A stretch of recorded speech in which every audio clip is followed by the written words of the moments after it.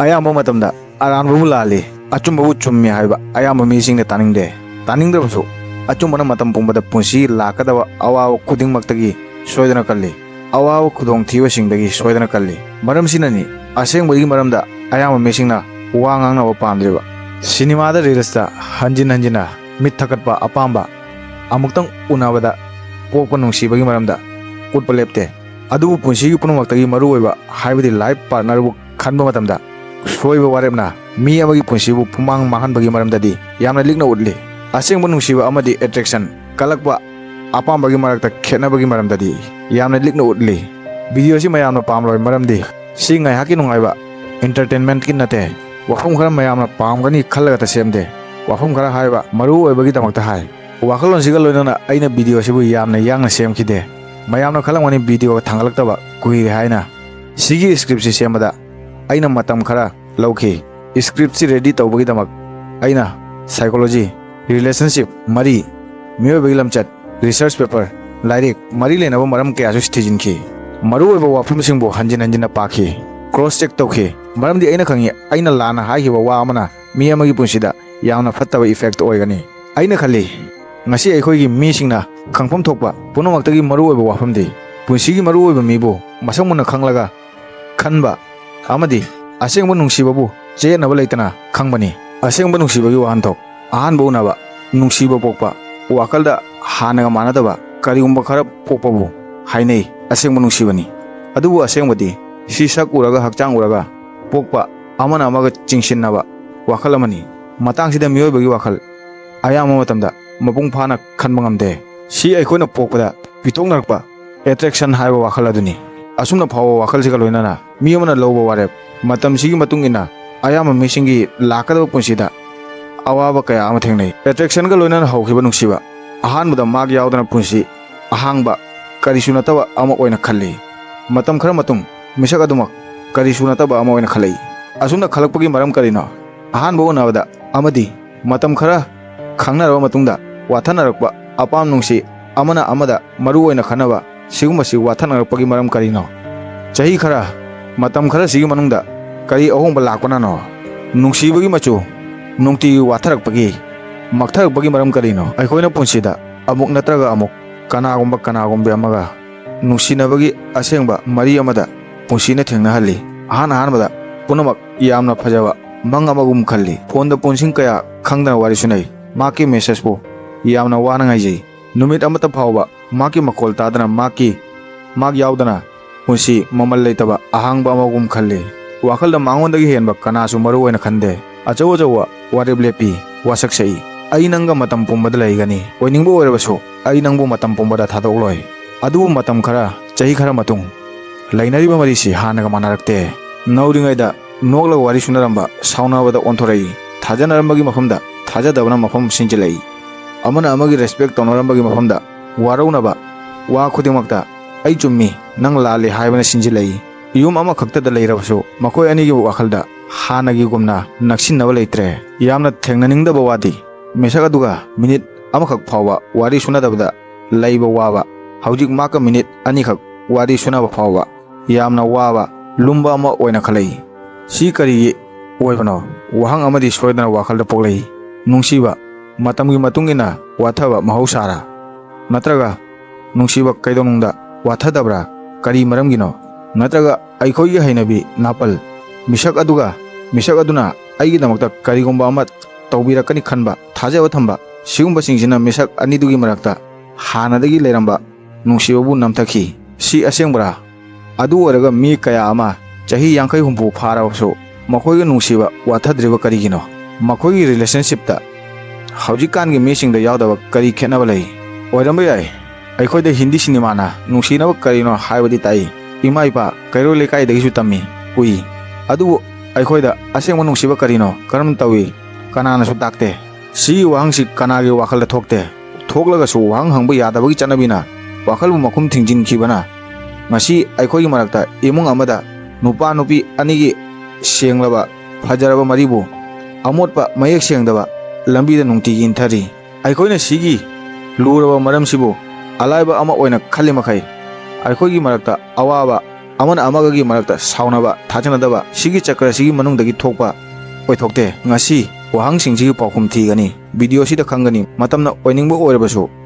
mari amabu karamna hanagi gumna alumba ahingba akanba thamoi sengba mamal leiba thajaba ohengani asengmu nungsiba karigumba tasengnamak sengdabadi karigi matamgi matungina ahongba oiragliba karigina wahang sigi paukhum khangdringaida aikhoi ahanbada asengmagi nakte yamna naksinna phamba mathau tagani asengbasibu taba haujiki ayama misingna pamde ayama nungsibagi ahoba nungsibana nate mit thakatpa kalakpa apamana hana hoyi khanduna yengsi nangna ahanba uwa miduda ahanbada midugi maramda kari hana khangba ngami nangna khangba ngamra magna sauraga mak kari lamcha chatli mak pusina warakpa matamda mak kari tawi nangna khangbra mak thamoi sengbra sengdabra mathau masak khangbra khangdabra mak awaw khangmu ngambra ngamdabra khangde karisu khangde ahanba ubda aikoina makbuda oi mitna uba adudamak aina uba phangi maki masak phajaba maki hakchang maki chatpa leiba maki style wangang paisa kari thabak tawe maki maramda mina kari hainai maki pusi aduta nangna khangba ngammi sibu ayama misingna hai aina ahanba ubada sigi misibu thamoi sengna aina nungsiki adubu amuksu haige ahanba ubada phawba nungsiba si thamoi sengna nungsiba kaude si mi thakatpa kalakpa apamba attraction kawi maramdi nungsiba mi amagi masaktagi oide nungsiba mi amana magi lamchatpu khanglaba tungda nungsibu pokpu asengmu nungsiba kawi magna natraga nangna awawa matamdasu thadoktabagi thauna karigumba aranba lamchat chatlaba tungda ai lale haibagi thauna leiba thaksi khasi utpa punsiga awawa nungaitaba kaya laklabasu magna haikiba sakkiba wasakpu ngangna chatpadani nungsibabu attraction na mi amabu maki nakta chingchinba ngami adu maki asengwa lamchatna maka punsi chupa hingbada mateng pangani maramsina punsigi punamakta maru oiba partner bu khanbada attraction da yamna luplaga warep lebloidabani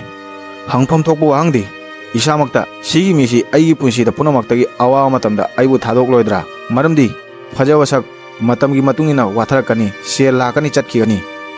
thabak khangaudana tatkani kananasu khangoroi adubu afawa lamchat thamoi sengba amana amagi mateng pangbagi wakhal sigi qualities magunsi leirabadi matam pumbada nungsina asengba mari amabu musi chuppa mamal wanghanduna matam pumbada thammi punsigi punamakta asoiba aranba mida nungsiruba sina nate asoibadi kalakpa apamba mit thakatpa haibadi attraction bu asengmu nungsibani khanbana aikoi samakpu aranba lambida chingthajai matangsida wahang ama thorakpa mahausani attraction nungsiba natrabadi asengmu nungsiba karamna khangani asengmu nungsiba karibu kawi ahanba uba phawba nungsiba attraction asengmu nungsiba natrabadi asengmu nungsibana karamna tawi asengmu nungsiba maki wa khudingmakta nokpadra thengnaba khudingmak mamal leba ama oina khanbadra numit khudingmak awawa yaudaba nungaibadana thanba punsi adubu asengmu nungsibagi wahan thokla nate asengmu nungsibagi asengmu masak nungaiba numitta nate asengmu nungsibagi masak awaba numitta khangba ngami matamna hongdorba matamda pusina nangna magna khalludaba mafam amada lepanba matamda matangsida khangba ngami mak aigi punsigi awawa matamsida maksu nangna natraga magna matangsida mak nanga lepa ngamgadra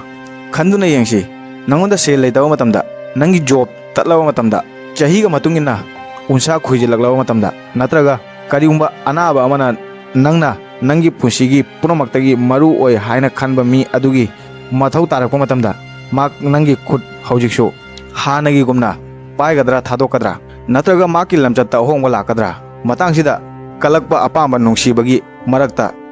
samna harabada attraction ga asengba nungsibagi marakta khenaba yamna sengna tai attraction nungaiba matamda lei asengba nungsiba awa matamda su nanga lei sigi samsamba wasita bu khangdabana ngasi aikhoigi samasta awaba kaya taribani matamna misingna selna phajabana nungaibana nangi namakta leplingaida mi pumba nangbu nungsi pami aduga punamaksina nangi mayokta leplakpa matamda sakna selna punsigi nungaiba matangna awabada onthorokpa matamda nangi damakta karigumba condition amta thamdana nangi damakta lepiba ngamba mi adumak asengba nungsibani maramsina punsigi punamaktagi maru oiba mi adubu khanba matamda nangi nungaiba matamda amuk henan nungai hanba mi adubu थिबिगनो पुंसिगी मरु ओइबा मी अदुबु खन्बा मतमदा नंगी अवाबा नुंगाइतबा मतमदा अवाबदगी नुंगाइबा पुंसि अमा सेमा ngamgadabi मिसक अदुबु खनबियो मरमदि फजब सक खुजिलकनी थबक तत्पा खंगरoi cell अमुक लाकनी अमुक चटखिगनी सागलंब लंथुम मिकुप अमदा मांगखिगनी सी पुनमक ओरबसु अमना अमगी respect तौनाबा थाजनबा खुद चेतना पाइनरबदी नत्रगा पाइनगनी खल्लबदी नखोयनिगी नुंसिबा यामना सेंगी कैदोंगदा मतम cell अतोप कना अमना मक्थानबा ngamloi पुंसिगी पुनमक्तगी ममल लेबा मरी रिलेशनशिप नंगना नोगलिंगै दता नते नंगना कपलिंगै मतमदा आई नंगी खुद थादोक ngamloi हाइबा मी अदुमकनी अदुबु करी मरमगी असेंग नुंसिबसी मतम सिगा लोनना मांगथरपगी मरम करिनो करी करी असोयबा यावननो सी अखोयगी हैनबी थाजब थंबा अतोपदा चटपा लमचत सिगी मरमदा मयेक सेंगना खंगबा यामना मरु ओय ngasiगी वीडियो से सेमबगी मरम यामना सामे आइना खल्ले ngasiगी मतमदा असेंग नुंसिबा अमदी पुंसिगी पुनमक्तगी मरु ओयबा मी अदु मसक खंगबा हानगी मतमदगी हेना ngasiगी मतमदना हेना यामना मरु ओयरे मरु ओयना अखोयगी पिकलबा समाजसी ओयना ngasi अखोना असेंग बमा यादव यारोय अतोप जात लम खुदिंगमक्की मी मवोंग लमचना तौनिंग तौरबसो अखोयगी मी सिंगा मखोयगा खेनबा यामना लई अतोप मफम मी सिंग अखोयदगी यामना हेले मरम खुदिंगमक्ता अखोय मखोयगा चप मानाना चटपा चांग तौबा हौजिगी ओयना ओयथोकते अदुबु करिगुंबा खरा अखोय ngasiदगी खंगनबा होनबदी सोयदना याय अखोयगी हिंगबगी खुहिंग असेंग नुंसिबा सिगुंबसी सेंगना खंगलगा अचुंबा लंबिदा लाकपा सोयदना याय करिगुंबा अखोय अचुंबा लाइफ पार्टनर पुंसिगी मरु ओइबा मी मरी अमबु थाजबा अमदी रेस्पेक्ट थक्सी खासिना मरा ओइरगा मखोंग ओइरगा हौगतलबदी अखोयगी लाकदबा तुंगी चारोल सुरोल दसो ngasiगी पिखरबा खोंथांगसिना तुंगदा पुनमक्तगी अकनबा मयामदगी हेनबा लममा सोयदना सेमगनी सिगी वखलसी अइगी ओइना वीडियो सिदा मयेक सेंगना फोंदोकबदा यामना लाइखिदे असेंगबा हारगदी अइ सिगी स्क्रिप्ट सि सेमबदा इलाइ लाइखिदे सिगी मरमदा थिजिनबदा मतम यामना चंखी वाखल खनबदा पुंग या मांगखिबसु खंगौदे मरमदी मयामना ताबदा नुंगाइबतना यादे तसेंगना वीडियो सिना मी अमगी पुंसिदा मतेंग पांगबा मथौ थाइ अइ खंगदे वीडियो सिदा व्यूज कमेंट लाइक सब्सक्राइब क्याम लाकनी अदुबु अइना थाजबदी वीडियो सि तारब तुंगदा मिनिट खरा सोयदना नंगना नंगी पुंसिगी दमक्ता खनगनी करिगुंबा ngasiगी वीडियो सिना मयामना पामदुना पॉजिटिव रेस्पॉन्स लाकलगदी चममना वाखलबु असेंगबा सिंग ओहलगदी वीडियो सि मखा थाबा फुल स्क्रिप्ट मथंग सेमलकनी सी मरमदा यामना सांगबा स्क्रिप्ट एंगोंद लई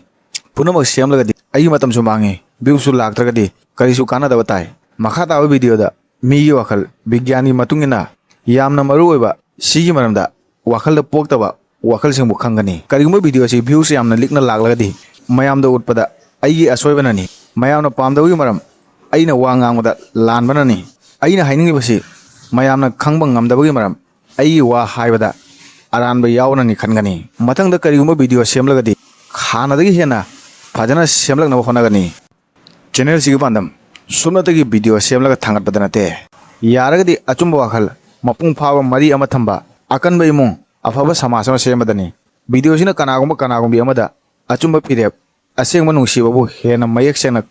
खंगबा मरी अमबु हानदगी चेसिल हल्लबदी अई ओइना वीडियो सिउ सेमबगी पुनमक्तगी अजव महै ओयगनी थागचरी।